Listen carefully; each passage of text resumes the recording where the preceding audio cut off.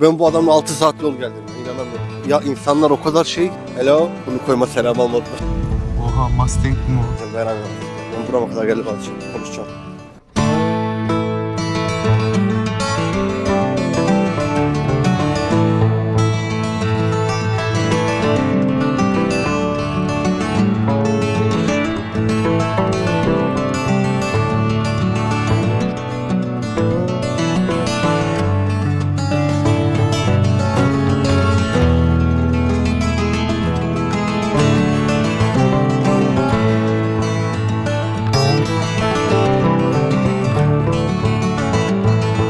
Arkadaşlar şimdi Gouda'ya yakın bir köye geldik. Şimdi Amsterdam'a gidiyorduk. Böyle bir köy gördük. Çok güzel gözüküyordu yol kenarından. Dedim bir duralım, burayı da gösterelim insanlara. Belki görmek isteyenler vardır. Şimdi videomuza başlayalım. Arabayı buraya park ettik zaten. Böyle nehir kenarında, her yer boş zaten. Bugün resmi tatil olduğu için böyle çok kalabalık değil. Gouda'ya yakın köy. İsmi de Hasselt. Ufak bir köy aslında ama gerçekten içi çok güzel. Çok düzenli. Zaten Hollanda'da çoğu köyde şöyle kanallar geçiyor biliyorsunuz. Burası bir köy arkadaşlar. Nasıl bir köyse. Ne düşünüyorsun Furkancığım bu köy hakkında? Ya ben biraz daha kırsal yerleri, doğayla iç içe olan yerleri biraz daha fazla seviyorum. Zaten insan olmayan her yeri seviyorsun. Kesinlikle, kesinlikle. Şimdi benim bütün röportaj hevesimi aldın götürdün. Kesin o ilk baştaki cümleyi alacaksın, çok güzel. Değil mi? Yok, buraya da geldim. Bunu da koyacaksın. Böyle rezilliğimizi görsünler. Ne kadar iyi bir arkadaş olduğumuzu görsün. Ben bu adamla 6 saat yol geldim ya. İnanamıyorum kendime. Abi çok güzel ya. Böyle ya insanlar o kadar şey iyi niyetli ki. Harika ya. Hello. Bunu koyma, selam almadılar. Bunu koyma sakın. Ya bizim ülkemizde de var. Mesela birine merhaba desen sana lan defol git demez ki. Kesinlikle selamlar. Diyor yani. Merhaba. Kesinlikle. Herkese böyle. Ya sen sıcakkanlı olursan karşındaki de sonra hot demiyor yani. Yok. Ya sadece burada insanlar sadece selam vermeye alışmış mesela. Hemen seni görüp göz teması kurar kurmaz hemen hello diyor.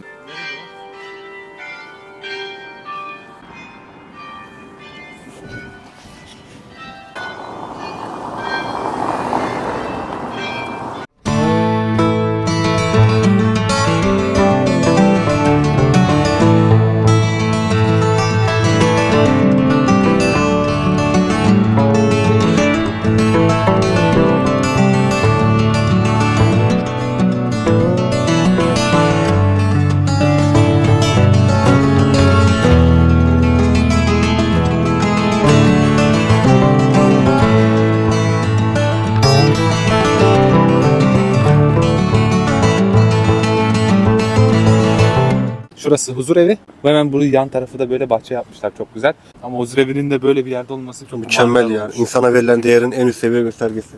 Evet, karşıdan mesela bir hanımefendi köpeğiyle geliyor. Köpek ısırır beni muhtemelen. Hello.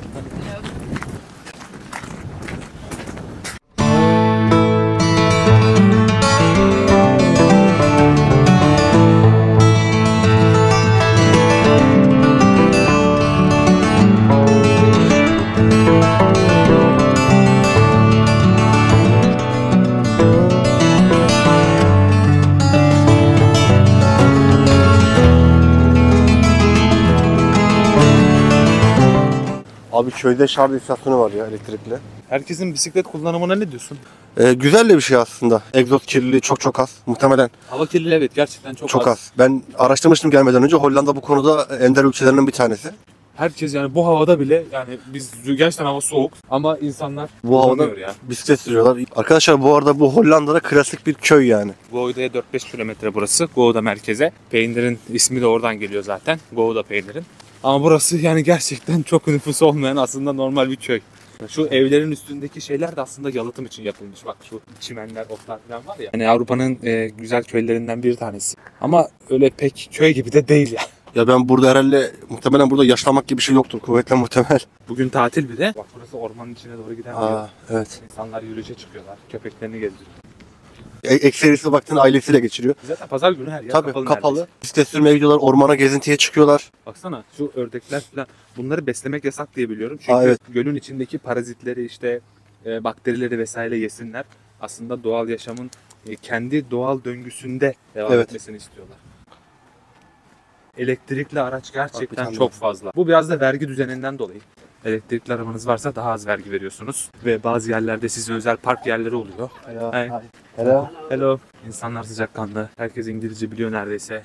Bilmeyen yok. Biz bir... Hamza sen biraz biliyorsun ama. O sürekli konuşman lazım. Almanya'da İngilizce konuşma oranı çok düşük. Herkes Almanca konuşmanı istiyor mesela.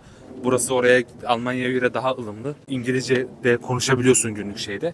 Ama Almanca öğrendiğimden beri ben İngilizceyi unuttum. Ya ben- Çoğu kişinin ortak sorunu. Bir dile başka bir dile başladığın zaman genelde insanlar İngilizcesini unutuyor. Genelde bu diller aynı ortak aileden geldiği için benziyorlar. Abi, evrensel İngilizcenin çok- mesela gramer yapısı daha farklı tabii. Almancanın daha farklı. Hollandacayı bilmiyorum. Belki de o da aynı gramer yapısına sahiptir. Hatırlarız ya. Yapa yapa öğreniriz. Bak ilk defa sokakta oynayan çocuk görüyorum ya.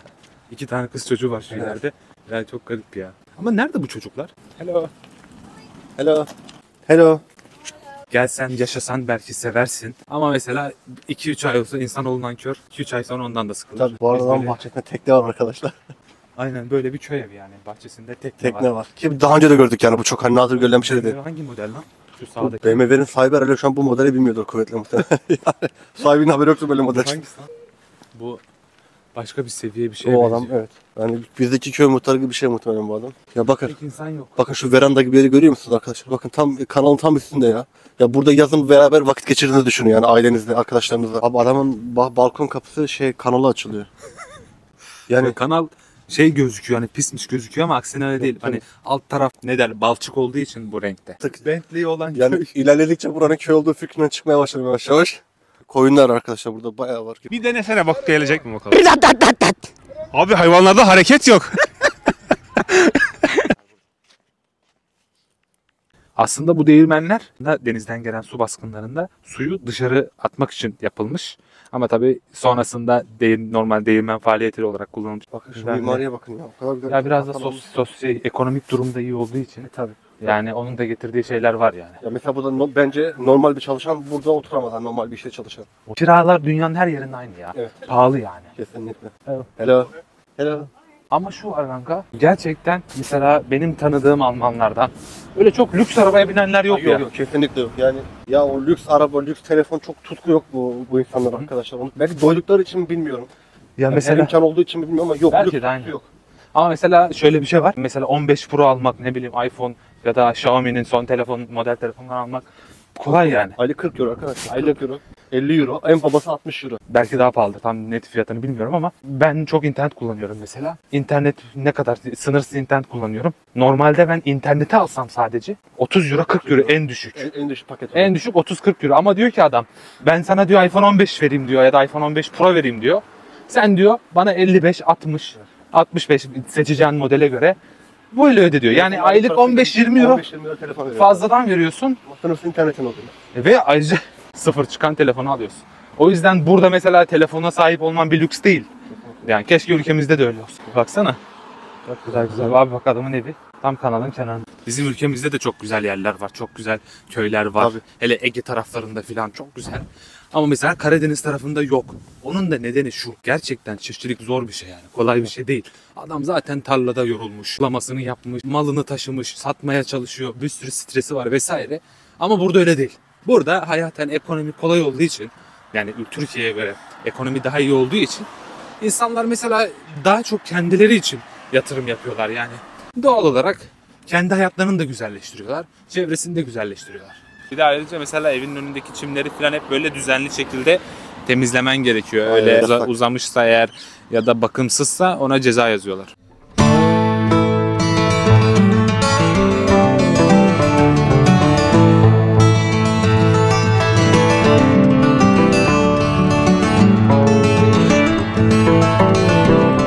Ya izleyiciler beni yadırgayabilir ama ben şöyle düşünüyorum yani ben burada eğer doğsaydım daha çok imkana sahip olurdum. Yani ben o yüzden burada doğmak isterdim işin açığı. Türkiye'de de halim kötü değildi. Tabii, Allah ama şükür kötü ya. insanlar tabii ki durumu iyi olmayan birçok insan var. Belki yani ekserisi böyle diyebiliriz. Evet maalesef.